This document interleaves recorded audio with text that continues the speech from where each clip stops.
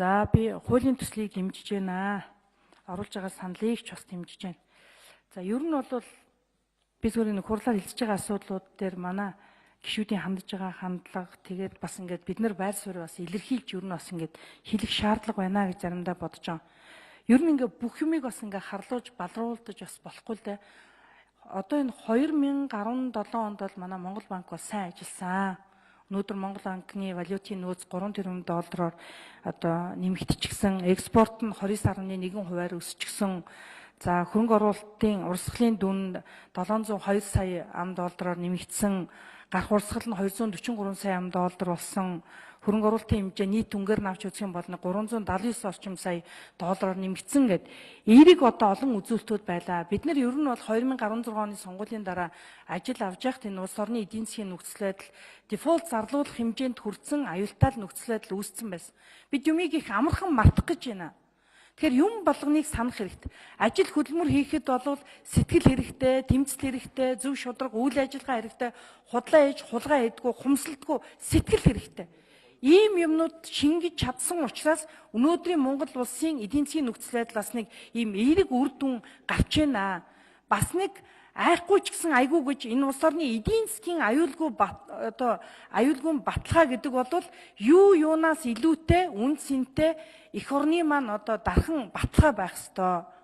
Энэ бол одоо жинхэнэ бид нар хэрвээ эх оронч гэж өөрсдийгөө боддог бол энэ Монголын төрд улс төрчид болж энэ төр ард түмний гүүр болж ажиллах энэ эрхийг бид нар аваад энд орж ид суусан бол энэний төлөө бас ажиллах ёстой. Тийм учраас би энэ Монгол банкны хийсэн олон одоо сайн ажлуудыг тоо баримтаар нь зарим нэг нь бас ингэж хэлэх юмсан гэж бодож байгаа.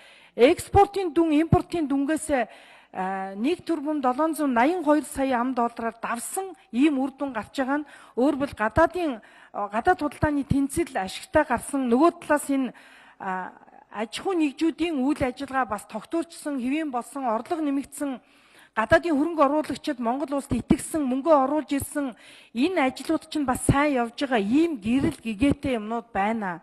Бид нар тойрогтой очиод олон мянган ард иргэдтэйгээ байнга уулзж байна. Тэгэхээр бас энэ ард түмэн чинь тэрийг мэдрээд байна. Энэ улс орны эдийн засгийн нөхцөл байдал бүхэн чинь ард түмний карманд орж байгаа гарч байгаа урсгал зардлаасаа л байнгын мэдрэгдэжээдэг зүйл. Тийм учраас юмыг дандаа энэ заалнаас бид нар бүдгрүүлсэн, харлуулсан, муухай ярьсан ийм байдлаар бол хандаж болохгүй. Ард түмний нэрийг барьж бас үргэлж ийм юм ярьж болохгүй. Болж үтж байгаа сайн зүйлээ ярина. Болохгүй үтгэхгүй байгаа муу зүйлээ улсын хурал хариуцлага тооцоод чангахан шиг ярьж чаддаг. Тэгээд ам ажлынхаа нэгдлийг зөрүүлдэггүй, хэтэрхий попордгүй, үнэхээр одоо амьдралд ойр шийдвэрүүдийг улсын хурал өөрөө л гаргах ёстой. Түүнээс биш энд одоо хин нэгийг бид нар Facebook тандалтаа гээд хідэн хүнд захиалга өгөөд эсвэл өөрсдийгөө магтуулдаг, эсвэл хин нэгнийг гүтгэн доромжлох, гутаан доромжлох үйл ажиллагааг зохион байгуулалтаагаар хийдэг. Тэгснээрээ тийм болгочих юм шиг бодож авиралдаг энэ дүр төрх зан шараншингуудаа засмаар байна. Би энэ улс төрчдөд бол хандаж ийм үгийг бол олон удаа хэлмээр санагдаж суудаг. Арай л бас хитэрж байна. Монголын төр ингэтлээ дороотж байгаагүй шүү. Энэ бол өнөөдөр улсын хурал сонгогдсон энэ 76 гишүүний мэдлэг, боловсрол, асуудалд хандж байгаа хандлага, судалгаа, бодит амьдралын үнийг олж шийдвэр гаргах энэ л одоо хүлээлт нийгэмд их өндөр байгаа л гэж бодож байгаа.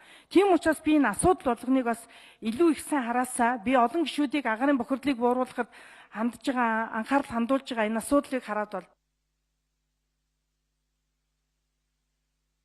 За Батэрдэн